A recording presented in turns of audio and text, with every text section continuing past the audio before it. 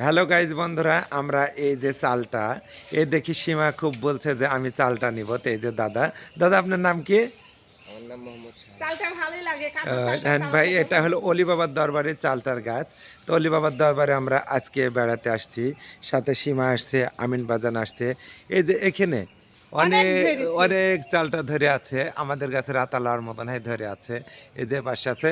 তো সীমা দেখি আল্লাহ সামালাতে পারছে না, উনি বলছে আমি একটা চালটা নিব। আর এই যে আমার দরদি ভাই এই যে পাশে দাঁড়া আছে, তিনি দেখছেন এই তো অলি বাবার চালটা গাছের এই যে একটা অলি বাবার একটা দৃশ্য। তো সীমা আপা কিছু বলেন, আপনি কখন আসলেন বেড়াতে? আমার আসা 1 ঘন্টা হয়েছে, আসা বেড়াতে আসা। এখন চালটা দেখে আপনার খুব লোভ হচ্ছে যে আমি একটা লোভ চালটা। লাগে, পছন্দ হয়েছে, লিচ্ছাছি তাই আমি লিব আহ, খাইতে।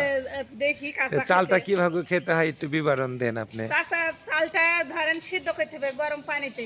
হ্যাঁ, না সিদ্ধ আগে কুটি নিতে হবে। কুইটি টিটিলি গরম পানিতে সিদ্ধ করে যেভাবে আচার তেলে দেয় ওইভাবে আচার তেলে দিতে হবে। আমের আচার। আচ্ছা, যাই হোক যেনারা কিনা খাবার ইচ্ছুক বা কিনার ইচ্ছুক, তে আমাদের রাজশাহী ভদ্রা অলি বাবার দরবার শরীফে আসবেন, দেখতে পাবেন চালটার গাছ, কিন্তু চালটার গাছটা হেভি সৌন্দর্য বা ভালো লাগছে। লাগাবো আমি এখন। তারপর এই যে চালটা অনেক ধরে আছে হ্যাঁ। আচ্ছা, দুইটা হলেই হয়ে যাবে, অত দ্বার প্রয়োজন নাই।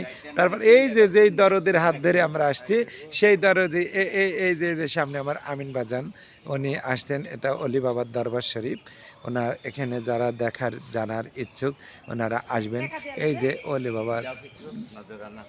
বাবার দরবার শরীফে আসছি আমরা বেড়াতে, আসবেন। জয় গুরু, জয় গুরু।